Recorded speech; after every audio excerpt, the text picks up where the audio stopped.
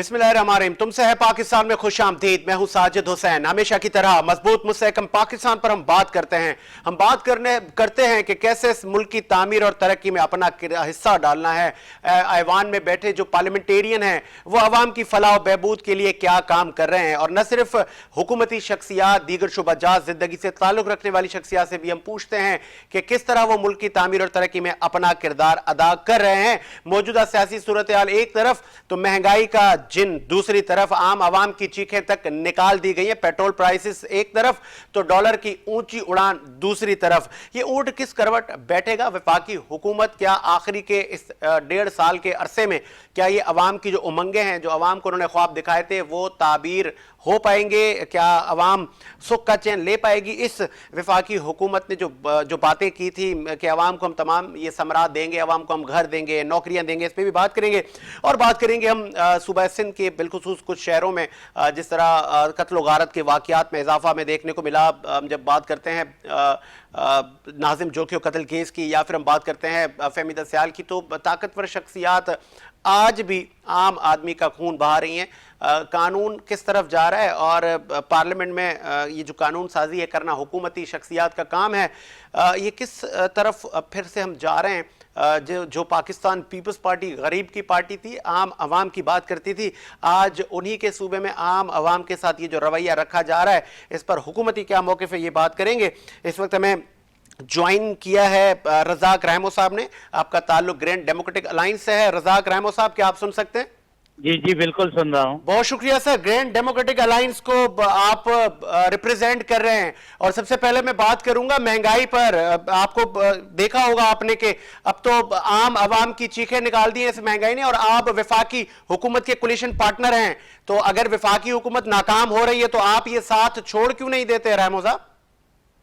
बिल्कुल, ये आपकी जायज बात है। महंगाई तो आसमान को छू रही है। जो गरीब का है उसका तो जीना भी मुश्किल हो गया है। आप देख रहे हैं हमारे थरपारकर डिस्ट्रिक्ट में, आप रोज अखबारों में भी सुनते होंगे, मीडिया भी उसको हाईलाइट करता है, लोग खुदकशियां करने पे मजबूर है। और हमारे जो हुक्मरान है वो मिसाल देते हैं कि भाई ये महंगाई इंटरनेशनल हो गई है।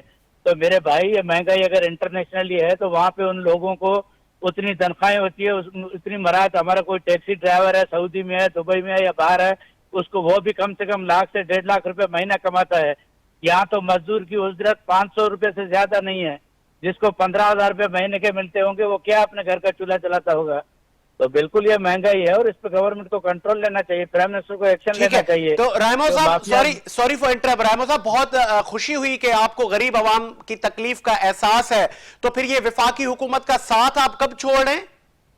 मेरे भाई, साथ छोड़ने की बात नहीं है। हमारे साथ छोड़ने से कुछ नहीं होगा। हम तो गवर्नमेंट में रहते हुए भी गवर्नमेंट को ये कहते हैं कि भाई बराए मेहरबानी आप गरीबों का एहसास करें। हम उनकी आवाज बन के उनके साथ बैठे हुए हैं और हुकूमत को कहते हैं भाई गरीबों की चीखें निकल रही हैं तो आप कम से कम उस पर स्टैंड लें, माफियाज पे आप कंट्रोल करें। रहमो साहब, तो वो विफाक में जो आपकी निशिस्तें हैं, आप वो छोड़कर आपके जो तमाम लोग हैं, आप आके अवाम में बैठ जाएं कि एक हुकूमत गरीब को डिलीवर नहीं कर पा रही थी, हम उसके हिस्सेदार नहीं है। ये उंगलियां तो आपकी तरफ भी उठ रही हैं। बिल्कुल सही बात है आपकी, बिल्कुल जायज बात है। हमारे 3 MNAs हैं वहाँ पे। हमारी एक फेडरल मिनिस्टर साहबा भी हैं, फहमीदा मिर्जा साहबा। वो बार बार, जब आपने देखा होगा तो वो इसी चीज की निशानदेही करती है। और हमारे मेंबरान भी, हम हुकूमत में बैठे हैं उसका मकसद ये नहीं है कि हर चीज उनके हाथ से हाँ मिलाते रहे। हम लोगों की आवाज बनते हैं और उनकी आवाज बन के असेंबली में अपने फ्लोर पे, चाहे वो सिंध गवर्नमेंट पे हो या फेडरल पे हो, जो भी आवाम के मसाले हल नहीं करते, हम उनका बिल्कुल आवाम के हुकूक के लिए उनकी आवाज बन के जो आते हैं फ्लोर पे। तो वफाकी हुकूमत में आप कब तक रहेंगे जब तक ये आईनी मुद्दा पूरा नहीं करती? आपको नहीं लग रहा कि आप grand democratic alliance, MQM Pakistan जो कोलिशन पार्टनर हैं, आप हुकूमत को आईनी मुद्दा पूरा करने में अपना कंधा दे रहे हैं? आप चाह रहे हैं कि हुकूमत आईनी मुद्दा पूरा करे? बिल्कुल बिल्कुल, आप देखें ना, यही डेमोक्रेसी है। हुकूमत को 5 साल मिलते हैं, उससे पहले आप निकाल दोगे तो वो कहेंगे फिर मजलूम बन के कि भाई हमें 5 साल मौका नहीं दिया गया। हम ये नहीं कहते हैं कि हुकूमत को हम गिराने की कोशिश करें, लेकिन हमको हुकूमत में रहते हुए भी यही उनसे मुतालबात करें भाई अवाम के लिए भी कुछ बेहतरी के काम करें। हुकूमत तो आज चलो GDA निकल जाए या MQM निकल जाए, हुकूमत तो गिर जाएगी। कल यही मजलूम बन के कहेंगे भाई हमें 5 साल पूरा नहीं करने दिया गया। तो हम हुकूमत में साथ रह के उनको यही कहते हैं कि बराए मेहरबानी अवाम के काम करें।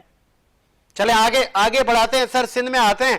और सिंध में आपने देखा कि अकरबा परवरी की भी इंतहा है और अब फिर से जो कत्ल गारत के वाकयात में इजाफा होता जा रहा है। एक तरफ नाजिम जोकियों का कत्ल तो दूसरी तरफ फहमीदा सियाल का कत्ल।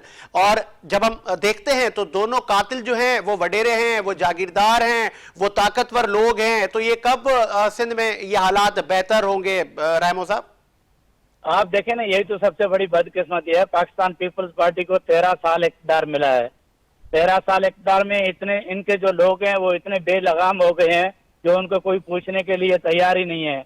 कोई यहाँ पे लॉ एंड ऑर्डर नहीं है, कोई यहाँ पे कानून नहीं है। इनकी अपनी बादशाहियत है, जैसे बादशाही सिस्टम होता है इस तर्ज पे हुक्मरानी चल रही है। तो इस पे तो बिलावल भुट्टो साहब को भी एक्शन लेना चाहिए कि आपकी पार्टी का है और आपका ये नुकसान हो रहा है फ्यूचर में। तो इतने बेलगाम तो नहीं होना चाहिए। चेक एंड बैलेंस तो हर चीज भी, यहाँ किसी चीज पे चेक एंड बैलेंस नहीं है। अंधाधुंध खा रहे हैं सब कुछ। 13 साल से इनको इक़्तिदार मिला है तो यहाँ तो कोई पूछने वाला नहीं है। तो आप आवाज उठाएंगे फ्लोर ऑफ द हाउस? बिल्कुल उठाएंगे, बिल्कुल उठाएंगे। हमने पहले भी फ्लोर पे आवाज उठाई है और अभी भी इंशाल्लाह उठाएंगे आवाज। हम तो हर पब्लिक का इशू होता है, हम पब्लिक के साथ हैं। चले जी, बहुत शुक्रिया। ग्रीन डेमोक्रेटिक अलायंस से आपने मौक़िफ़ पेश किया। रज़ाक रहमो साहब सीनियर जर्नलिस्ट इस वक्त हमारे साथ मौजूद है। मजहर अब्बास साहब, मजहर साहब खुशामदीद कहेंगे शो में, सुन सकते हैं? जी जी बिल्कुल, आवाज आ रही है आपकी मुझे? बहुत शुक्रिया मजहर अब्बास साहब। डॉलर की ऊंची उड़ान जारी है, क्या आपको लग रहा है कि वफाकी हुकूमत नाकाम हो गई है, अब उनको ऑपोजिशन से मुज़ाकरात कर लेने चाहिए? देखिए साहिब साहब का वेलकम, सबसे पहले शुक्रिया आपका कि आपने मुझे याद किया। देखें, महंगाई जो है, हमने पिछले प्रोग्राम में बात की थी, महंगाई ओवरऑल पूरी दुनिया का एक इशू है, बहुत बड़ा इशू है। लेकिन अगर हम इसको देखा जाए तो 80 के मूवमेंट के बाद ये महंगाई के दो चीजें हैं।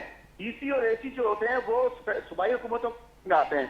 दूसरा एक इदारा होता है प्राइस कंट्रोल और मेजरमेंट का, वो भी सूबों के अंदर आता है। ये मेजर तो वो है, लेकिन अगर ब्रॉडबैंड पे जाएंगे उसमें तेल है, गैस है, उस पर यह कि सेंट्रल हुकूमत जो है बोलती है कि उससे मुआवजा करती है, श्रीलंका से करती है या इंडिया से करती है या चाइना से करती है।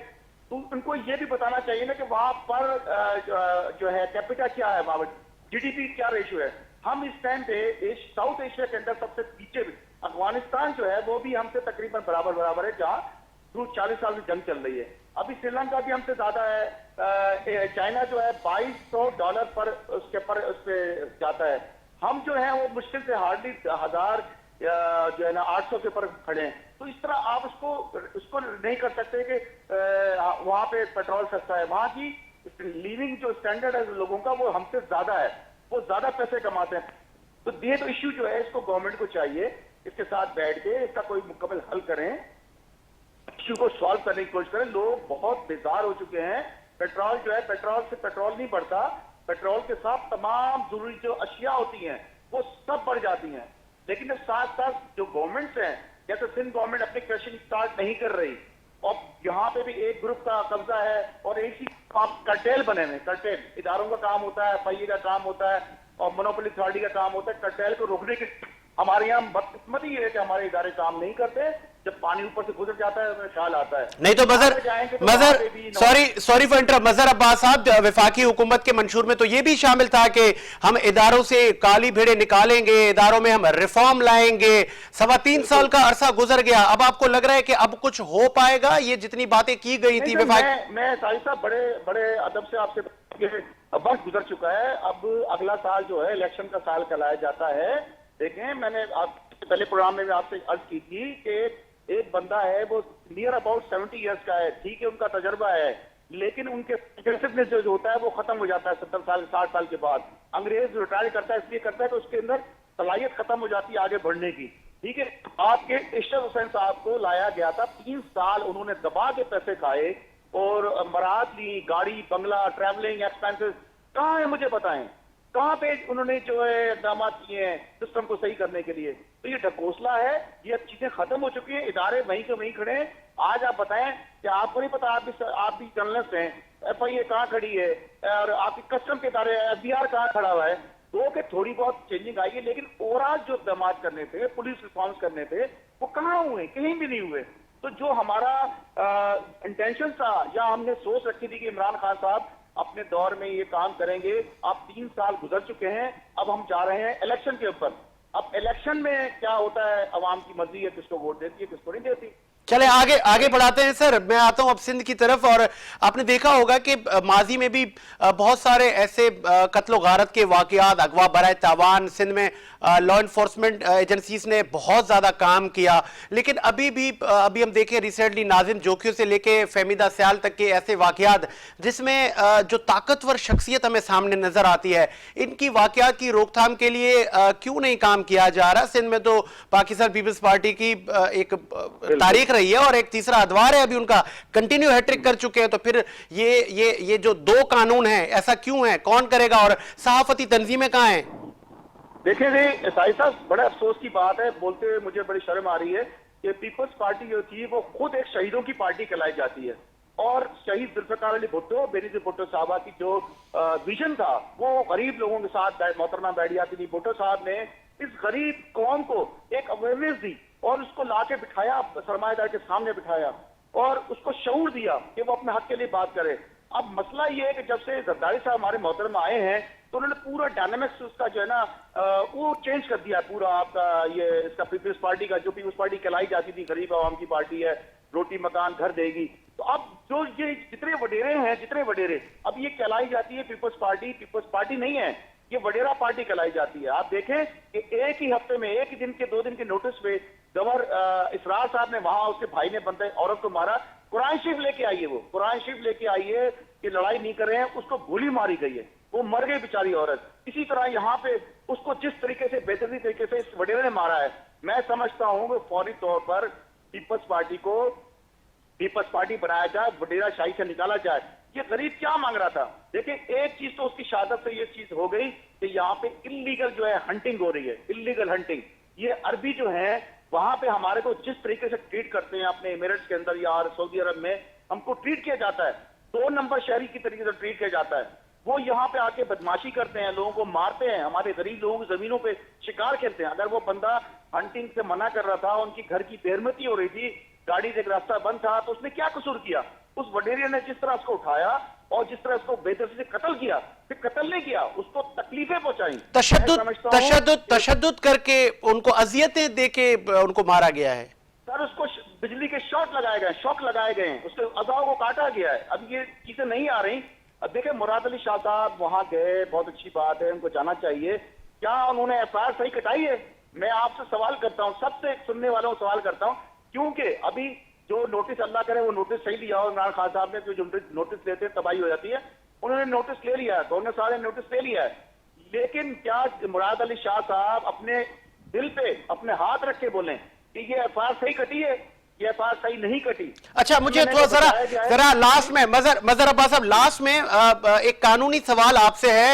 एसएसपी इरफान बहादुर साहब ऑपरेशन के एसएसपी हैं, लेकिन ये जो इन्वेस्टिगेशन टीम है उसका भी इनको हेड मुकर्रर किया गया है, कहीं कुछ दाल में काला तो नहीं? सर मैं बड़े अदब से अर्ज करूं कि इरफान बहादुर साहब, मनीर के अंदर जो भी एसएसपी आता है वो ब्लू आइड होता है, ठीक है, वो सेम हाउस से कंट्रोल होता है, वो बड़े हाउस से कंट्रोल होता है। तो इरफान बहादुर साहब जो आए हैं तफ्तीश पे शामिल हुए हैं, और दूसरे साहब जो शामिल हुए हैं ये एसएसपी, तो ये दोनों एसएसपी जो है ये जाने जाते हैं पीपल्स पार्टी। इरफान बहादुर साहब की अपॉइंटमेंट जो हुई थी वो भी डीएसपी की डायरेक्ट हुई थी पीपल्स पार्टी के दौर के अंदर। तो किस तरह उनके इतनी वो नहीं है कि वो कोई स्टैंड ले सके।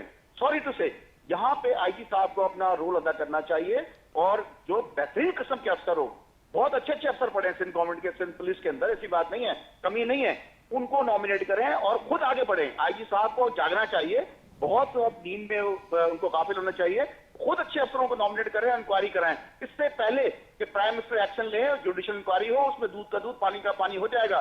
तो पीपल्स पार्टी की इज्जत इसी में कायम रहेगी, क्योंकि वोटर है उसका गरीब आदमी, वडेरे नहीं है, वडेरे सारे चोर हैं, जितने 99% वडेरे सारे चोर हैं। तो उनसे बचने के लिए गरीब आदमी हाथ रखे हैं, जो पीपल्स पार्टी का मैनिफेस्टो है। ठीक है, वो कोई ऐसी इंक्वायरी अफसर होना चाहिए जो इनका भरम खराब ना हो। ठीक है, बहुत शुक्रिया मजहर अब्बास साहब, आपने टाइम दिया। इस वक्त मुझे ब्रेक का कहा जा रहा है, एक ब्रेक लेते हैं, ब्रेक के बाद हाजिर होते हैं।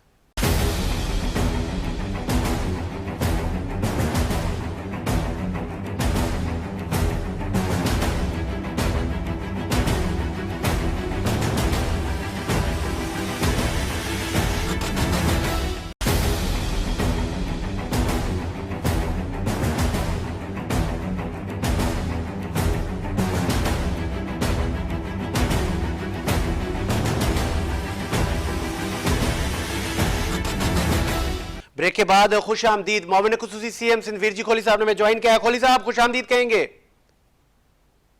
जी जी, थैंक यू सो मच। बहुत शुक्रिया आपने टाइम दिया। सबसे पहले मैं बात करूंगा सर महंगाई पर। विफाकी हुकूमत अगर महंगाई कंट्रोल करने में नाकाम हो गई है तो बहुत सारे ऑप्शन हुकूमतों के पास होते हैं, तो आप किस ऑप्शन पर गौर कर रहे हैं? आप तो पाकिस्तान डेमोक्रेटिक मूवमेंट से भी अब आप निकल गए, तो एक अगर जमहूरी हुकूमत अवाम की फलाह बहबूद या अवाम को डिलीवर करने में नाकाम हो रही है तो कोई तो लाएअमल होगा, या कि आप चाह रहे हैं कि जमहूरियत की बका के लिए हमने इस हुकूमत को भी आईनी मुद्दा पूरा करने देना है? देखें, पाकिस्तान पीपल्स पार्टी एक प्रोसेस से गुजरी है। वो 2-3 दफा जो है वो इख्तियार में रही है, वफाकी हुकूमत में भी रही है 3 दफा 4 दफा। तो वो आप ये नहीं कह सकते कि क्योंकि हम पीडीएम का ऐसा नहीं है तुम कुछ भी नहीं है, क्योंकि आप पीडीएम से निकल गए। देखें, पीडीएम का एक तरीकेकार है, उसमें बहुत सारी जमायतें थी और उनका एक कुछ खास नुक्ते थे जिस पर एतमाद था। उस नुक्तों से पीडीएम और बाकी तंजीमें हटी हैं, पाकिस्तान पीपल्स पार्टी उसी पॉइंट पे कायम और दायम है। और दूसरी बात ये कि देखो, जो महंगाई बढ़ी है वो फरमाइश चल रही है आईएमएफ की। वो आईएमएफ जो है उसके साथ सिंध गवर्नमेंट या कोई भी सूबा हुकूमत डील नहीं कर रही है। आईएमएफ की फरमाइश आती है कि आप इनके रेट बढ़ा दें और ये आप कर दें, इस बंदे को वहां लगवा दें, रिकवरी के लिए ये बंदा नॉमिनेट कर दें। तो ये तो अब आईएमएफ की ये हिम्मत हो गई है इस वक्त हमारी रियासत के अंदर, मेरी स्टेट, मेरे मुल्क पाकिस्तान के अंदर आईएमएफ को इतनी जरूरत हो गई है कि वो अपनी मर्जी से जो है वो मिनिस्टर और खास पोस्टें तब्दील करवाते हैं, एक दूसरे बंदे को हटा के दूसरे बंदे लगवाते हैं और अपने वो शर्तें मनवाते हैं जो इससे पहले पाकिस्तान की तारीख में शर्तें नहीं मानी गई। तो जाहिर है उसका फिर नतीजा यही निकलेगा। और फिर हम कहते हैं 22 करोड़ लोग खड़े हो जाते हैं, प्रोटेस्ट करते हैं, एहतजाज करते हैं और हम कहते हैं वक्त हुकूमत से, वफाकी गवर्नमेंट से कि भाई आप ये इस तरह के आईएमएफ के नखरे क्यों बर्दाश्त कर रहे हैं। तो वो वही गवर्नमेंट जो एक वक्त में कहती थी कि हम खुदकुशी कर लेंगे और आईएमएफ के पास जाएंगे, वही गवर्नमेंट कहती है कि हम बेबस हैं, हमें पता नहीं था, हम तो नए आए थे, हमें पता नहीं था कि पता नहीं क्या होगा, और होना तो यही चाहिए था कि पहले थोड़ा सीख लेते, लेकिन हम नहीं सीखे और हुकूमत में आ गए तो हमें कुछ भी पता नहीं था और हमने सारे मुआहदे कर लिए। अब कर लिए तो हाथ ऊपर खड़े करके खड़े हो गए। अब हमारे पास और कोई रास्ता नहीं है। तो ये है कि मैं ये समझता हूँ कि इस वक्त अगर पाकिस्तान को इस बहरान से, ये जो मुआशी बहरान है, महंगाई का बहरान है, जो इंटरनेशनल पॉलिसी का, खारजा पॉलिसी का जो बहरान है, इस तमाम बहरान से अगर पाकिस्तान को निकालना है तो फिर एक ही रास्ता है कि इस तब्दीली सरकार को हाथ जोड़ के रुखसत करना पड़ेगा। इसके अलावा पाकिस्तान के पास और कोई चारा नहीं। मतलब जिस तरह पाकिस्तान डेमोक्रेटिक मूवमेंट का जो ये स्पेल दोबारा से स्टार्ट हो रहा है और मौलाना साहब का कहना है कि अब हम हुकूमत खत्म करके ही लौटेंगे, आप इसी के साथ हैं? आप भी यही चाह रहे हैं? ये बात पीडीएम की नहीं है, ये किसी पॉलिटिकल पार्टी की अब नहीं है, ये 22 करोड़ लोगों की। आप देखें तो सही टीवी चैनल पे जो खवातीन आ रही हैं जो क्या क्या बोल रही हैं, तो ये तो अब बात आया पूरी आया होगी आपकी। खोली साहब, आपकी बातों से ऐसा लग रहा है कि आप फिर से पाकिस्तान डेमोक्रेटिक मूवमेंट का हिस्सा भी बन सकते हैं इस धरनों में और धरनों की सियासत में। इस्लामाबाद मार्च में पाकिस्तान पीपल्स पार्टी भी जाएगी। देखें, बात ये है मेरे भाई, बात ये है कि जो पीडीएम बना था जिस नुक्तों के बुनियाद पर, उस नुक्तों पे हम कायम हैं। इन्होंने कहा था कि आप रिजाइन करें वरना फिर पीडीएम से अलग हो जाए। हम क्योंकि अच्छा मुझे बताएं कि चलो पीपल्स पार्टी को ये कहते हैं कि हमने निकाल दिया, तो उसके बाद क्या इन्होंने इस्तीफे दिए हैं? क्या ये अभी किसी अपना इनके जो एमपीएज, एमएलए, सेनेटर वो ऐवान के अंदर बैठे हुए नहीं है? तो इन्होंने तो इस्तीफा नहीं दिया किसी से। तो फिर पीपल्स पार्टी से जो इख्तिलाफ था इनका, उन्होंने तो स्पेस दिया किसी और कुव्वत को, उन्होंने तो स्पेस दिया उस गवर्नमेंट को, मौजूदा वफाकी गवर्नमेंट को। फायदा तो उनको पहुंचा है, तो हमें तो नुकसान ही हुआ है, सबको 22 करोड़ लोगों को तो नुकसान ही हुआ है। अगर ये हम पीपल्स पार्टी की बात मान लेते और इस्तीफा को छोड़ के बाकी जो एजेंडा थे उस पर चलते तो ये हुकूमत कब की घर चली गई होती। तो मैं ये समझता हूँ कि ये पीडीएम को पाकिस्तान पीपल्स पार्टी का जो एजेंडा है उस पर आना पड़ेगा। चलें आगे, यही ठीक है, आगे बढ़ते हैं और आपके सूबे और आपके और हमारे सूबे सिंध में आते हैं। और सिंध में आपने देखा होगा कि कत्ल गारत के वाकयात में इजाफा हुआ। नाजिम जोकियों से लेके फिर फहमीदा सियाल का भी कत्ल किया गया और दोनों तरफ ताकतवर शख्सियात, बिलखुसूस आपके ही लोग हैं, आपके ही एमपीएज हैं। तो ऐसा क्यों है खोली साहब? देखें, बात यह है कि कोई भी बंदा क्राइम कर सकता है। मैं ये नहीं कहूंगा कि मेरे अगर फैमिली के अंदर भी, ये तो हमारी पार्टी के कोई बंदा है जिसका नाम आ रहा है बार बार, लेकिन अगर मेरी फैमिली का भी कोई बंदा कोई किसी भी किस्म तरह के क्राइम में इन्वॉल्व होता है तो उससे मेरा ताल्लुक नहीं है और उसको सजा मिलनी चाहिए। जो किसी क्राइम में इन्वॉल्व है वो कोई भी हो। और ये बात सिर्फ मैं नहीं कह रहा हूँ, ये मेरे पार्टी के चेयरमैन मोहतरम बिलाल जरदारी साहब स्टेटमेंट दे चुके हैं और सीएम साहब उनके घर जाकर ये स्टेटमेंट दे चुके हैं। और ये स्टेटमेंट या ये जो रवैया है, जो तब्दीली है, उसके बाद ही जब उनके रवैये तब्दील हुए तो उसके बाद ही उसको मजबूर होना पड़ा है कि उसके खिलाफ एफआईआर भी कटी है 302 की कत्ल की, और वो बंदा मजबूर हो गया है अपनी गिरफ्तारी। आपके इल्म में होगा खोली साहब, आपके सॉरी फॉर इंटरप्ट, आपके इल्म में होगा फेबिदा सियाल का ताल्लुक लाड़काना और चेयरमैन पाकिस्तान पीपल्स पार्टी बिलावल भुट्टो साहब के हल्के से है, लेकिन आपके ही लोग, जिसमें स्पेशली बगुल खान मेहर की शादी में आप लोग का जाना हुआ, लेकिन ताजियत के लिए आपका कोई वफूद नहीं गया अभी तक। अब ये देखो, लाड़काना मेरा तो वहाँ लोकल हल्का नहीं है, मेरा ताल्लुक सरपारकर से है। मुझे नहीं पता कि वहाँ के जो लोकल एमपीएस एमएनएस हैं वो गए कि नहीं गए, मैंने इसको मालूम नहीं किया है। लेकिन मैं आपको बताऊं कि जो पाकिस्तान पीपल्स पार्टी या सिंध गवर्नमेंट जो है वो किसी भी सूरत, चाहे वो अपना हो या पराया हो, किस पार्टी का एमपीए हो एमएनए हो, कोई फर्क नहीं पड़ता। पाकिस्तान पीपल्स पार्टी और सिंध गवर्नमेंट हमेशा मजलूम के साथ खड़ी होगी। जिसके साथ जुल्म होगा, जिसके साथ ज्यादती होगी, पाकिस्तान पीपल्स पार्टी उसके हक में सबसे पहले खड़ी होगी और इसका आपने नतीजा देख लिया होगा। इमेज को नुकसान नहीं पहुंच रहा पाकिस्तान पीपल्स पार्टी के कि अगर आपके एमपीएस अगर इन कामों में मुलविस होंगे? दो सवाल मैं आपसे पूछूंगा लास्ट में। तो नाम तो पाकिस्तान पीपल्स पार्टी और भुट्टो साहब की उस पार्टी का आ रहा है कि जो कि गरीब की पार्टी थी और मजलूम की पार्टी थी, आम अवाम की पार्टी थी। अब ऐसा क्यों तासुर जा रहा है कि ये कोई जागीरदारों की पार्टी है, वडेरों की पार्टी है? आज के प्रोग्राम में सिविल सोसाइटी और सहाफती तंजीमें भी इस पर प्रोटेस्ट कर रही हैं। दूसरा मेरा सवाल यह है कि इन वाकयात की रोकथाम के लिए क्या आप कानून साजी करेंगे? देखें, पाकिस्तान पीपल्स पार्टी जाहिर एक वसी पार्टी है और एक तजुर्बे के साथ चल के आगे आई है और उसमें लाखों लोग उसमें हैं। अब ये उस पार्टी के अंदर कोई एक बंदा, एक या दो बंदे कोई ऐसा काम में कहीं इन्वॉल्व होते हैं या प्रूफ होता है कि भाई ये किसी क्राइम में इन्वॉल्व है, तो ऐसा नहीं है कि वो पार्टी का मंशूर बन गया या पूरी पार्टी उसमें इन्वॉल्व हो गई। हो सकता है कि मैंने आपसे कहा कि देखो पार्टी तो बहुत वसी है ना। अब हो सकता है कि कोई दूर दराज एरियाज में, कोई ठट्टा डिस्ट्रिक्ट के अंदर या किसी और डिस्ट्रिक्ट के अंदर कोई बंदा क्या अपने औताक के अंदर कर रहा है, तो वो चाहे पार्टी क्यादत को या पार्टी मंशूर को या पार्टी की सेंट्रल कमेटी को तो पता भी नहीं होगा ना। मैं सरपारकर में बैठ के मैं क्या कर रहा हूँ तो ना मेरे चेयरमैन को पता है ना सेंट्रल कमेटी को पता है, तो उसको आप मंशूर का ऐसा नहीं बना सकते या पार्टी की पॉलिसी नहीं बना सकते, ये गलत होगा बहुत। मैं ये समझता हूँ कि देखो पार्टी तो बहुत वसी है, लेकिन मैं कह रहा हूँ कि मेरी फैमिली के अंदर भी अगर कोई बंदा क्राइम में है तो उसका मेरे से ताल्लुक नहीं है। उसको उसका अपने जो भी उसने क्राइम किया है उसको जवाब देना पड़ेगा। अच्छा, लास्ट में बताइएगा विरजी खोली साहब, जो नाजिब जोकी साहब का कत्ल हुआ उसके इन्वेस्टिगेशन टीम के हेड आपके इल्म में होगा कि इरफान बहादुर साहब को बनाया है, आपके इल्म में है? कौन से वाले केस का आप कह रहे हैं? एसएसपी इरफान बहादुर साहब को इन्वेस्टिगेशन टीम का हेड बनाया गया है, जो कि नाजिम जोकी का कत्ल हुआ है, उसमें आपके इल्म में है? ये मेरे इल्म में है कि चेयरमैन साहब की हिदायत पर ऑनरेबल चीफ मिनिस्टर साहब ने एक जीआईटी बनाई है ताकि इस केस, और उनको सख्ती से कहा गया है कि कोई भी, चाहे पार्टी का कोई भी ओहदेदार हो, कोई बंदा इन्वॉल्व हो, आपने उस जो कत्ल हुआ है, जिनके साथ ज्यादती हुई है, आपने फेयर इन्वेस्टिगेशन करनी है। और उन्होंने एक जीआईटी की बात वहां पर की थी, उसके बाद का मुझे इल्म नहीं है। मैं उनका हेड उसका सर हेड बनाया गया है एसएसपी इरफान बहादुर साहब को, और वो तो ऑपरेशन के एसएसपी हैं, लेकिन उनको इन्वेस्टिगेशन हेड बनाया गया है। और ये भी तासुर जन्म ले रहा है कि कुछ शायद आप लोगों के चहीते अफसरान हैं, कहीं सॉफ्ट कॉर्नर तो नहीं दिया जा रहा कातिल को? खोली साहब नहीं, देखें, अभी थोड़ी देर पहले मेरे से किसी और चैनल ने बात की थी, उन्होंने कहा था कि वहां पर जोखियो कम्युनिटी जो है वो उनके पास गए हैं, मकतूल के जो वर्षा है उनके पास गए हैं और उनको कहा है कि कॉम्प्रोमाइज कर लो, तो आप क्या कहते हैं? मैंने कहा मुझे नहीं पता उसका।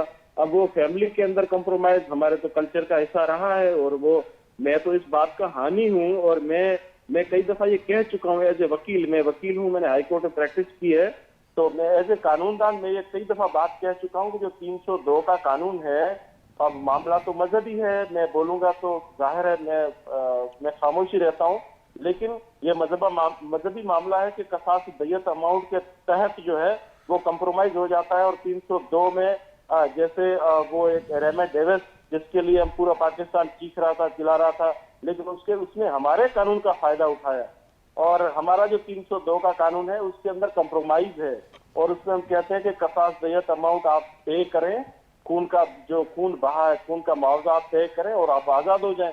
तो उसी का फायदा रेमंड डेविस ने उठाया, और वो सारे क्रिमिनल लोग हैं जिसका फायदा उठाते हैं। मैं इसका हामी हूँ कि ये क्योंकि पाकिस्तान पेनल कोड है, ये वफाकी गवर्नमेंट का सब्जेक्ट है, लेकिन इसमें अमेंडमेंट होनी चाहिए कि जो 302 का कानून है, जो कत्ल का कानून है, इस पर कंप्रोमाइज होना ही नहीं चाहिए, इस पर सुलह होनी नहीं चाहिए। चले, बहुत अच्छी बात की आपने कि इसमें अमेंडमेंट करे वफाकी हुकूमत, उम्मीद यही है। बहुत शुक्रिया कोहली साहब, आपने टाइम दिया। प्रोग्राम को मजीद आगे बढ़ाते हैं और दीगर शख्सियात को भी प्रोग्राम में शामिल करते हैं। हेलो जी, इस वक्त हमें ज्वाइन किया है एमक्यूएम पाकिस्तान के एमपीए अब्बास जाफरी साहब ने। अब्बास साहब, खुश आमदीद कहेंगे। जी आपको भी क्या आप सुन सकते हैं?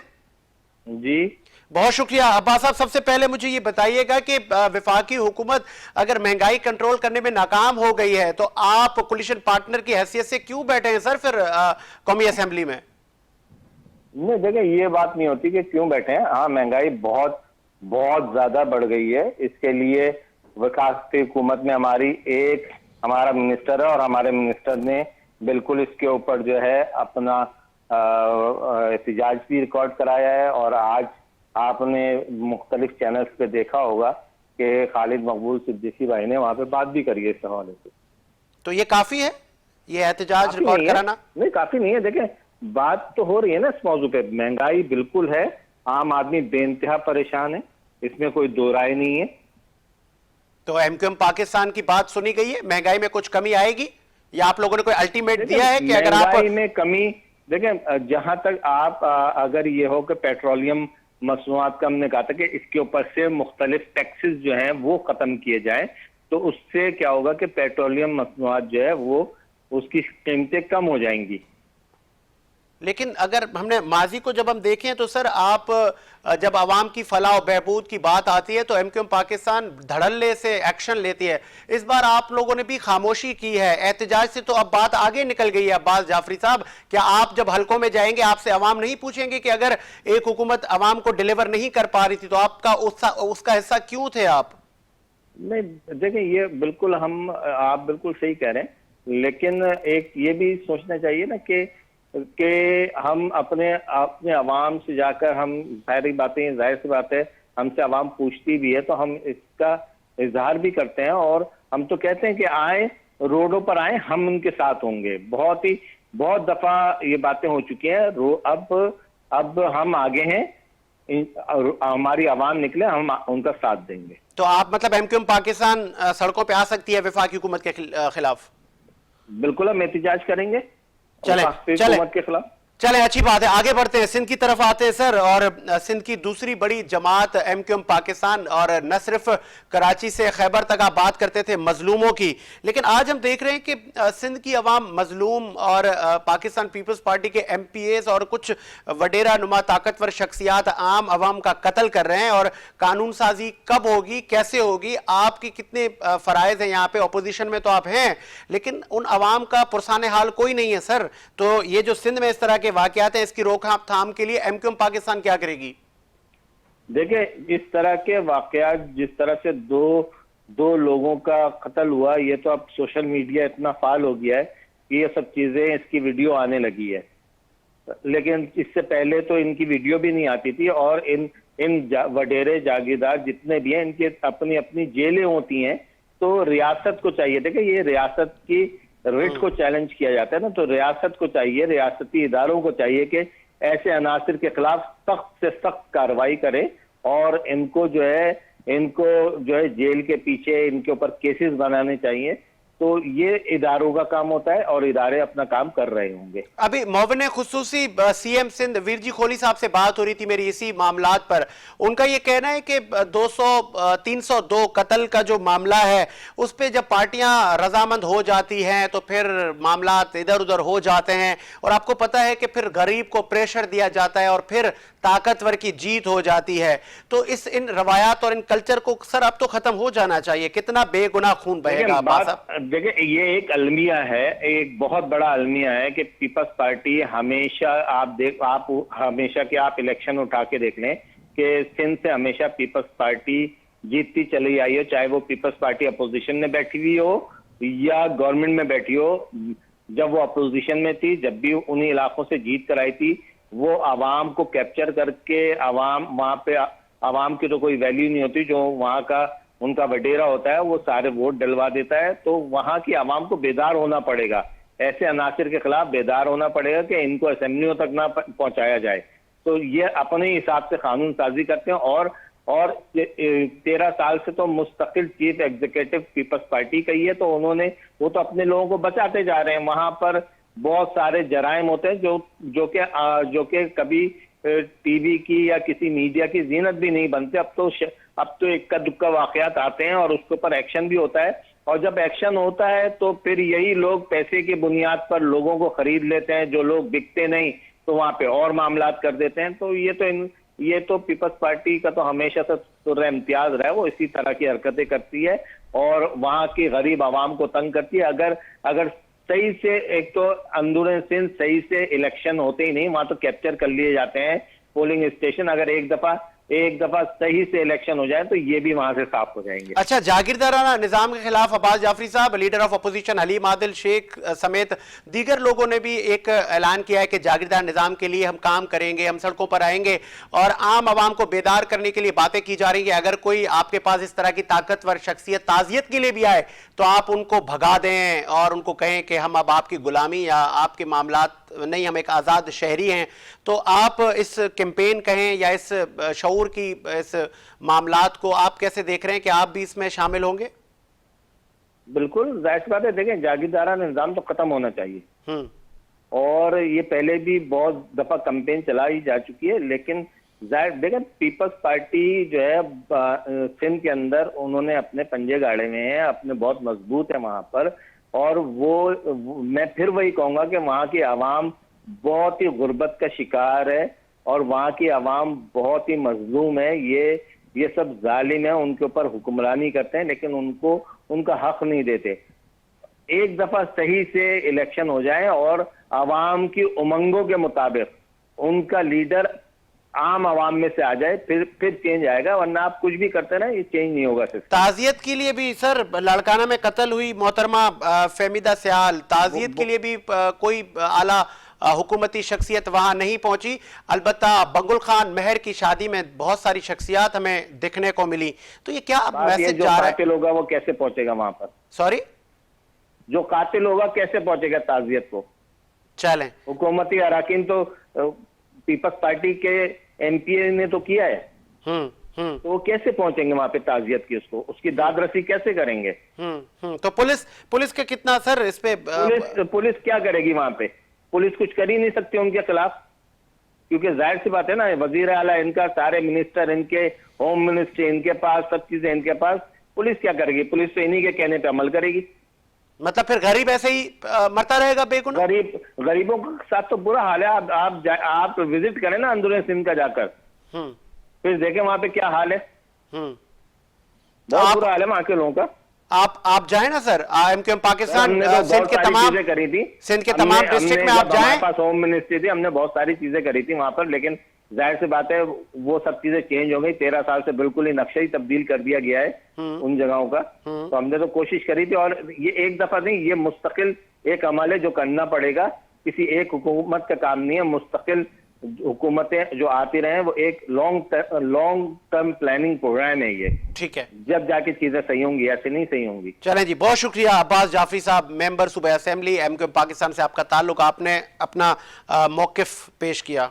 आपने सुना कि अब्बास जाफरी साहब ने भी अपना मौकिफ पेश किया। आपका ताल्लुक एमक्यूएम पाकिस्तान से था। हमारी कोशिश यही थी कि तमाम जो पॉजिटिव पहलू हैं इन तमाम चीज़ों के हम उन पर रोशनी डालें कि किस तरह आम आवाम को महंगाई से छुटकारा दिलवाया जाए। हमारी कोशिश थी कि न सिर्फ हुकूमती शख्सियात बल्कि जो अपोजिशन के लोग हैं वो भी बताएं कि आम आवाम को इस महंगाई से कैसे निजात दिलानी, और सिंध में जिस तरह कत्ल गारत के वाक़यात बढ़ते जा रहे हैं उनकी रोकथाम के लिए वफाकी हुकूमत से लेकर सूबाई हुकूमतें क्या कर रही हैं, किस कानून साजी की इस वक्त ज़रूरत है। हमारी कोशिश यही होती है कि मुस्बत चीज़ों को आप तक पहुँचाएँ। इसी उम्मीद के साथ कि मेरा मुल्क शाद आबाद रहे। साजिद हुसैन को इजाज़त दीजिए, मुलाकात होगी नए प्रोग्राम के साथ। अल्लाह हाफ़िज़।